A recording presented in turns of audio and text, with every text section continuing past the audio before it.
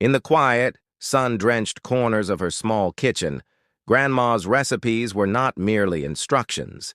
They were portals into a world where time slowed, where every ingredient carried a story, and where the simplest meals transformed into sacred rituals. The scent of dried herbs and spices lingered in the air, mingling with the gentle warmth of sunlight that spilled through the lace curtains, illuminating the dust motes dancing lazily above the wooden counters. These recipes had traveled across decades, each one carefully preserved in memory rather than written on paper, a delicate web of tradition, love, and intuition. To witness her cook was to watch a symphony unfold, each movement measured yet fluid, a language spoken through hands rather than words. She never rushed. There was no need. Every pause, every stir, every sprinkle of salt carried meaning, as if the act itself were a meditation, a dialogue between her, the ingredients, and anyone fortunate enough to be present. Among her many gifts, perhaps none were as quietly powerful as her miracle teas. These were not ordinary beverages. They were alchemical concoctions that soothed, healed, and whispered comfort to the soul. There was a tea for sleepless nights, a tea for weary hearts, and, most famously, the mint tea. For digestion and nausea, she would insist, there was nothing more effective. It was a simple brew, the fresh leaves steeped slowly in simmering water, releasing their crisp, cooling fragrance into the room. Yet its effects transcended mere physical relief. Drinking it felt like receiving a quiet blessing, a tender acknowledgement that the world could wait while you paused to restore yourself. Its power lay not only in the leaves, but in the careful attention with which Grandma prepared it. Her hands, calloused yet gentle, seemed to infuse the tea with patience and intention, the very essence of her care. Grandma's recipes were filled with such attention to detail, an artistry that extended beyond taste to memory, emotion, and connection. There was the golden loaf of bread, crust crackling just so as it emerged from the oven, filling the house with a warmth that seemed to settle into the very walls. There were stews rich with slow-simmered vegetables and meats, the aroma carrying stories of gatherings long past, laughter and conversation echoing faintly in every savory note. There were delicate pastries, crumbling and sweet, that disappeared almost as quickly as they appeared, leaving only traces of sugar on fingertips and smiles on faces.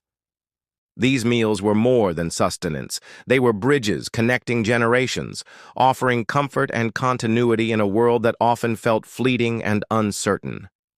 And yet, it was her miracle teas that held a certain mystique, a quiet reverence that drew neighbors and family alike to her kitchen. People came seeking relief, and they left lighter, calmer, their burdens eased in ways that were difficult to quantify. The mint tea, in particular, had earned almost legendary status. For digestion and nausea, it worked wonders, easing discomfort with a subtlety that modern remedies often lacked. She would chuckle at the praise, a warm, knowing sound that made one feel as if even the greatest troubles could be softened by a cup in her hands. She never boasted, for the power of her teas was not in grand claims, but in gentle results, in the transformation that occurred quietly, almost imperceptibly, with each sip. Her mornings followed a rhythm as natural as the sun rising over the horizon. The day began with sunlight slipping through the lace curtains, catching the steam rising from a kettle on the stove, and dust motes swirling lazily in the golden glow. She moved through the kitchen with deliberate ease, gathering fresh herbs from the small garden just beyond the back door, feeling each leaf between her fingers as if it carried a secret. The mint was always the first she tended to, its fragrance sharp and clean, promising relief and calm. She would crush the leaves gently, releasing their aroma, and then steep them slowly in simmering water, allowing the tea to draw out every ounce of potency and care. Each cup she poured was an act of love, a ritual that reminded everyone present that healing could be simple, patient, and profoundly human. Grandma's influence extended beyond the confines of her kitchen. Her recipes and teas became a kind of folklore, whispered in markets, passed from neighbor to neighbor, and carried in memory by those fortunate enough to taste them. There were stories of a young mother finding solace in a cup of chamomile after a sleepless night with her newborn, of an old friend overcoming nausea during a long train journey thanks to a simple sip of mint tea.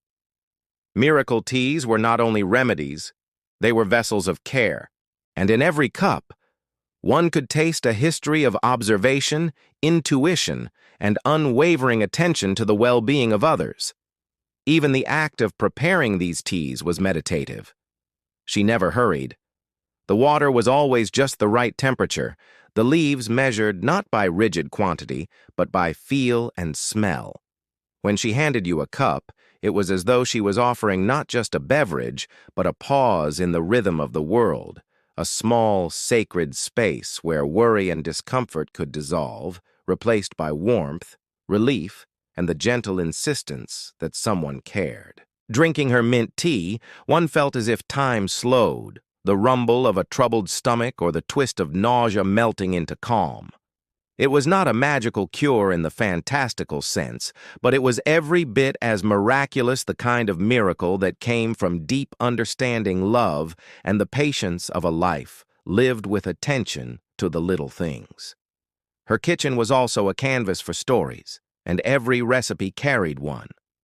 The ingredients were letters in a conversation across time, telling tales of her own childhood, of seasons past, of relatives who had taught her the first ways to knead dough, to steep leaves, to understand flavors not just with the tongue but with the heart. When she prepared her mint tea, she sometimes spoke of the times her mother had brewed it for her as a child, recounting with a nostalgic smile how a single cup could soothe not just the discomfort of a stomachache, but the fear of a new day, the anxiety of a challenge yet to come. There was a continuity in these acts, a way in which healing and care were passed silently from one generation to the next. Evenings in her house carried their own ritual, often beginning with the preparation of dinner but always ending with a cup of tea. As the sun set, painting the sky in hues of amber and rose, the kitchen glowed with warmth, and the air was heavy with aromas that told of both nourishment and devotion. She would hand each person a cup of mint tea. For digestion and nausea, she would remind gently, though she knew that in truth, it offered far more than mere relief from bodily discomfort. It was a comfort for the spirit, a signal that one was seen, cared for, and held in a quiet, steady presence that was rare in the world outside her kitchen. Conversations drifted lazily, punctuated by laughter, the clink of spoons against delicate china, and the sighs of contentment that followed a sip of her lovingly prepared teas. Grandma's recipes were also living lessons in patience, resilience, and the beauty of attentiveness. There were times when a dish did not turn out as planned, when flavors clashed or textures faltered, yet she never grew frustrated. Instead, she embraced the imperfection, teaching through example that care and intention mattered more than flawless execution. The same was true of her miracle teas. Sometimes a blend required adjustment, a touch more mint, a hint of honey, or a slightly longer steeping. She would taste, pause, consider, and adjust. In doing so, she demonstrated that the art of care was iterative, gentle, and infinitely forgiving.